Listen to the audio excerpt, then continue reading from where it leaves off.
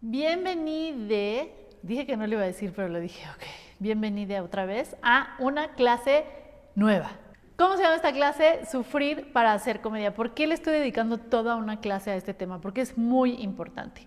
La gente que se dedica a crear, o sea, la gente que se dedica a hacer arte, la gente que se dedica a este tipo de cosas, tiene esta sensación o hay este mito sobre el sufrir para poder crear. O sea, yo tenía muchas personas que trabajaban conmigo en publicidad. Por ejemplo, la publicidad es la profesión del mientras.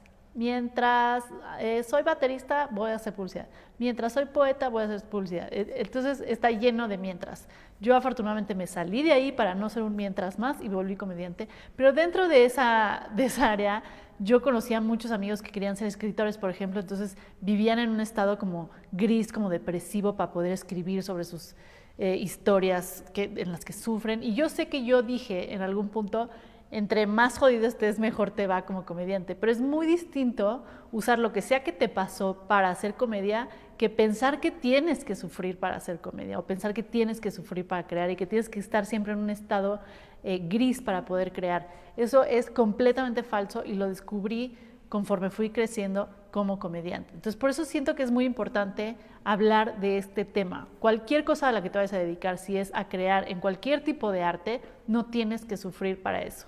Voy a hablar primero de la comedia y la depresión. Van muy de la mano la comedia y la depresión. Hemos sabido de muchos comediantes que sufren depresión y son comediantes. Robin Williams, por ejemplo, es el ejemplo más común de alguien que se suicidó y era comediante y era una persona que todo el tiempo se veía que era muy feliz y cómo acabó en un suicidio. Ahora, estos son temas muy difíciles. Si tienes algún problema con cualquier tipo de este tema, por favor, busca ayuda o para esta sesión, porque yo no soy una experta en hablar de este tema, pero sí quiero hablar de cómo se mezclan. Pero no quiero ser responsable por ninguna otra cosa, entonces aquí es donde paras. Ok, si no, seguimos. La comedia y la depresión. ¿Por qué van tan de la mano? El problema del comediante, y sí es un problema ya cuando van pasando más el tiempo, es que ves todo sin, digamos, sin velo.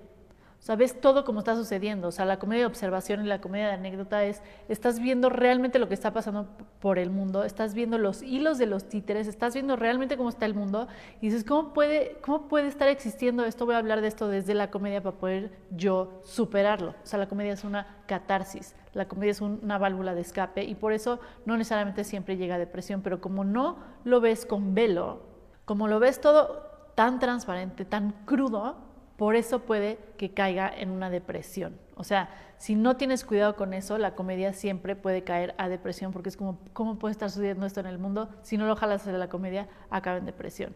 Eso no quiere decir que tienes que sufrir, lo voy a reiterar. ¿Cómo puedes crear comedia en un estado mental sano? Esto también lo descubrí. Yo también pensé que tenía que sufrir y no tenía que sufrir para hacer comedia. Al principio de mi carrera sufría muchísimo porque era muy dura conmigo misma, por muchas cosas del material y demás. Pero ¿cómo logré hacer comedia en un estado mental sano? Y esto va a ser lo más cliché del mundo y esto ya parece únete a los optimistas, pero ahí les va. Número 1, cuando yo veía que dormía, hacía ejercicio, escribía, o sea, tenía disciplina, hacía mucho mejor las cosas. Cuando era más hacia lo depresivo y no dormía bien y dejaba de hacer ejercicio por mi estado mental o lo que sea, hacían peor las cosas. Entonces es mucho mejor crear desde un estado sano de voy a dormir, voy a ir a terapia, también yo fui a terapia mucho tiempo, voy a arreglar todos mis problemas y después voy a crear, es mucho más fácil. O sea, no se necesita sufrir ni para hacer comedia ni para crear. Usen la comedia como catarsis. Yo, por ejemplo, les voy a contar la historia de la catarsis más común en mi carrera es, una vez le dije a mi mamá, arriba del escenario de mi mamá y yo siempre hemos tenido una relación de choque. Una vez mi mamá me cortó el pelo cuando tenía como 15 años, yo lo quería como Meg Ryan en Beso Francés, que era en capas, así cortito, padre, y ella dijo como, no, tengo una mejor idea, ¿por qué no te rapamos de atrás, te hacemos un honguito y ya pareces lesbiana? ¡Oh! Sí, lo dijo, sí. Y yo sufrí muchísimo con ese corte de pelo porque parecía niño, en realidad. Y los hombres me saludaban de mano y fue horrible esa época. Y yo le tuve mucho resentimiento a mi mamá por eso. Y una vez en el escenario conté esta historia, porque esta historia la metí a mi show. Y mi mamá estaba en el público y se estaba riendo mi mamá. Y yo arriba del escenario dije, Y miren, la hija de puta se está riendo. Yo le dije hija de puta a mi mamá en el escenario. Yo le digo hija de puta a mi mamá fuera del escenario y me revienta una cachetada, pero que me tumba hasta 1981.